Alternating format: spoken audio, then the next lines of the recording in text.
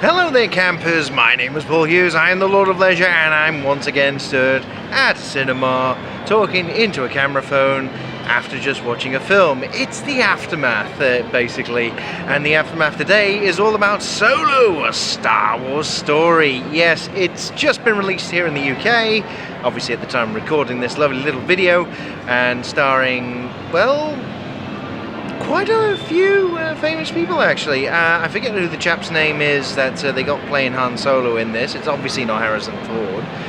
And obviously, for those who are bored enough to keep an eye on these things, it's had a troubled production throughout, with many people saying that this was going to be absolutely meh.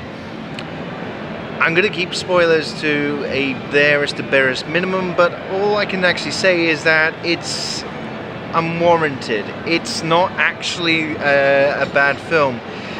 It's a nice little pacey film where it shows exactly where Han was stuck, to people he met along the way, to how things end up setting up nicely for basically the beginning of Star Wars Episode 4, A New Hope, where obviously you got pretty much the start of the whole Star Wars thing in the first place. There's a couple of standout performances in this, most notably Donald Glover as Lando Calrissian. He is fucking spot on, if nothing else. He plays it absolutely brilliantly, and whoever they had playing as the robot as well, who was touting out various, shall we say, freedom for robots and, well, pretty much anyone else, and needed a cause to fight for, even though she was also incredibly argumentative. Whoever the actress was voicing L3, I think that, yeah, L3 was the robot's name. Absolutely superb throughout.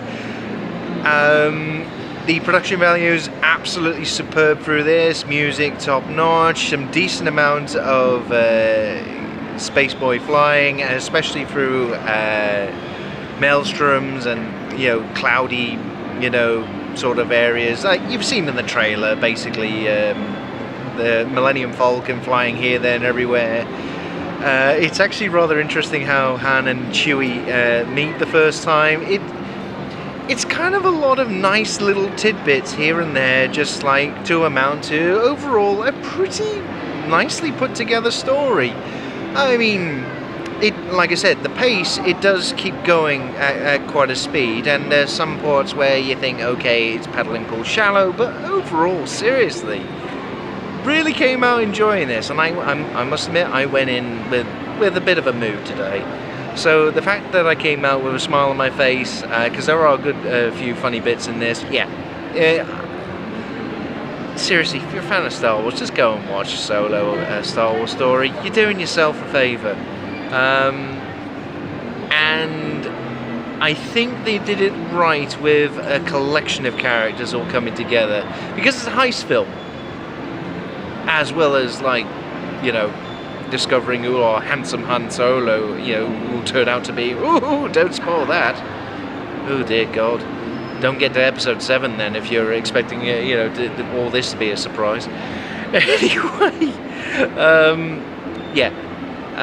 Ron Howard pretty much did a terrific job directing this thing. Story pretty good. Special effects actually not too bad.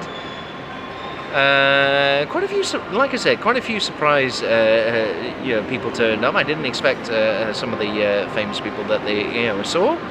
And the main dude, whose name I forget, who's played Han Solo, did a pretty decent job. So, all in all I can say is go watch it at the cinema, campers. So there you are.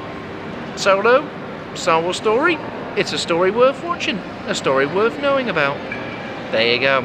So I'm going to go home now and sleep, and then at some point over the weekend I'll be doing something else.